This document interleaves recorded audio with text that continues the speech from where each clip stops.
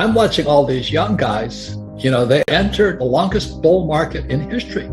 They're walking around in diapers in 2008, and now they're on YouTube with their channels, and they're talking about this, they're talking about that. They've never seen a crash. And this is going to be the biggest crash in world history.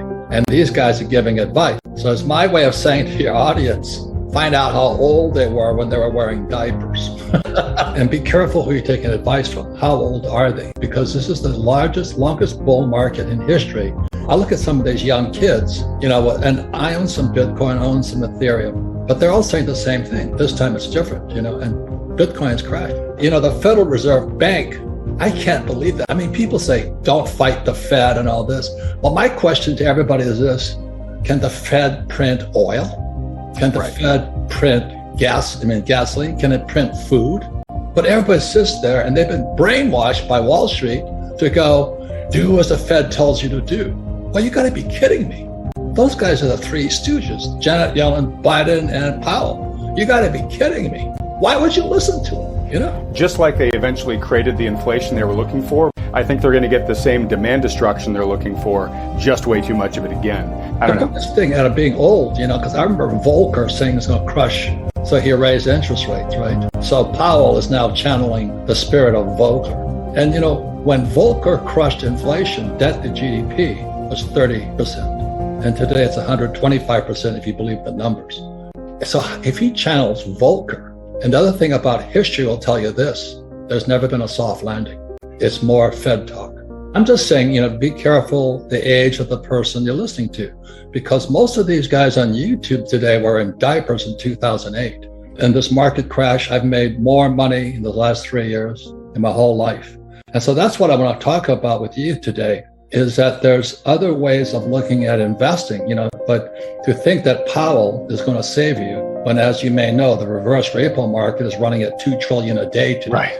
$2 trillion a day, and people are listening to Powell? You got to be kidding me.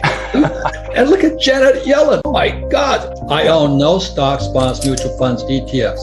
I do not touch paper. I'm not saying that you shouldn't, but I'm saying people have been brainwashed by the Fed, the Treasury.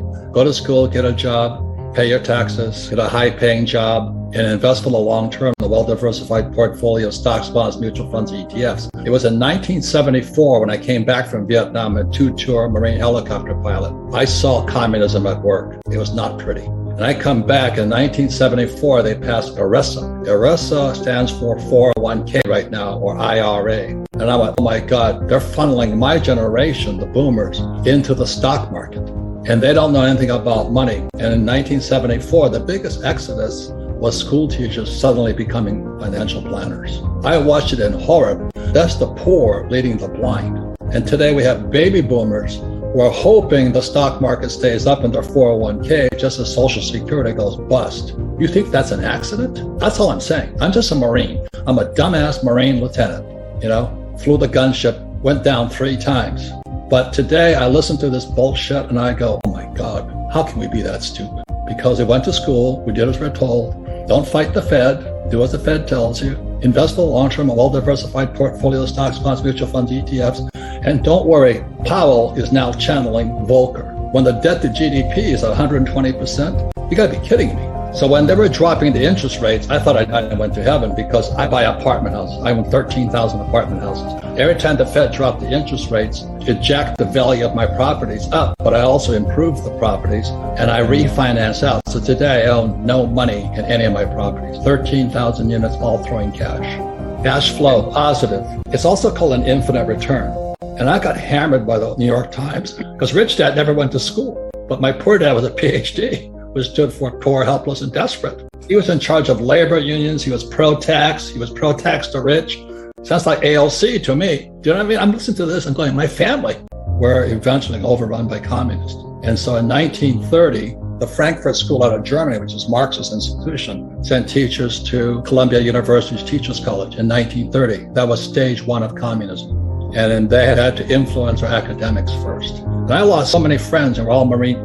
The saddest days of my life is standing on the deck of my aircraft carrier, and my friends don't come back. You never see them again. Their aircrafts are shot down. They're still MIA. And I get spit on, hit by eggs and all this stuff. But that woke me up, so I started studying more. What is happening in America? So as I said, I use debt now to get rich, and then I invest in hard assets. So that's what we can talk about. My point of view here is, ladies and gentlemen, I would question what you've been taught from school. That's all I'm saying. In a bull market, even idiots feel smart. Yeah, absolutely. Yeah. I think that's one of the best sayings I've ever heard, because I'm listening to all these idiots, after 2011, the market crashed in 08 because the repo market went bad. And the repo market is the credit of Lehman Brothers and Bear Stearns was bad. But then when it came back out, they just started pumping money. And what they did was they kept printing more money to save a bad economy. It was already crashing again in 2011, but they kept printing money. And today we're going to pay that price. They are beginning to bump into some sort of immovable limits here. And again, we'll find out pretty soon whether that prediction's right or not. I use debt because debt is tax-free money. What I did was I rehabbed my apartment, 13,000 of them. I just kept buying more with the cash flow, and I'd refinance out as interest rates dropped. So I'm in good shape now. Then I took them, set all interest rates right now. So I use debt. I don't flip houses. Remember all those guys were flipping? Oh, everybody flipped. No, they were stupid. When the moment you flip, you have a tax consequence. I never flip. I finance out this tax-free money. And not only that, is when I started investing, I had to invest at 12% interest rates. And that's why I said being an old guy has its advantages, because these guys are crying the blues at 5%? Oh, give me a break. Just move to Gilligan's Island and play the ukulele or something, you know what I mean? Because every time I borrow more money to float my properties, there's 3 types of tax breaks. I got appreciation, depreciation, and amortization. So I zero out. So my cost of money is, my tax on debt is 0, but I don't have any plans on going to jail and dancing the hula for some guy. You know what I mean? I'd rather stay out of jail and make money. So let's say I make $1 million. I have to buy a $4 million apartment house. Then appreciation, depreciation, amortization wipes out my income from my business. The Fed cannot print beef. So I started, when Biden took the Keystone XL pipeline off, my oil I was selling from the ground, which is a tax break also, went from $30 a barrel to $130 a barrel. Today it's like $120. Oh my God, this guy Biden is going to bankrupt this. I'm not saying him, but there's somebody who wants to bankrupt, because oil is the lifeblood of civilization. I worked for Standard Oil of California as a tanker officer when I graduated from school. I understand oil. I was on the Alaska pipeline and all this. I'm like, he's screwing us. So when he raises inflation, the poor and middle class will go broke. And that was just done as soon as he was being done before he took office. And so I'm looking at this guy's going to sell America down the drain. I'm not saying it's him, but somebody wants us to go broke. And I'm watching this going, oh my God, so what else can so I have oil wells. I get tax breaks for those because I don't invest in oil stocks. I work for Standard Oil, but I don't invest in Standard Oil. I invest in the oil in the ground. I'm a wildcatter.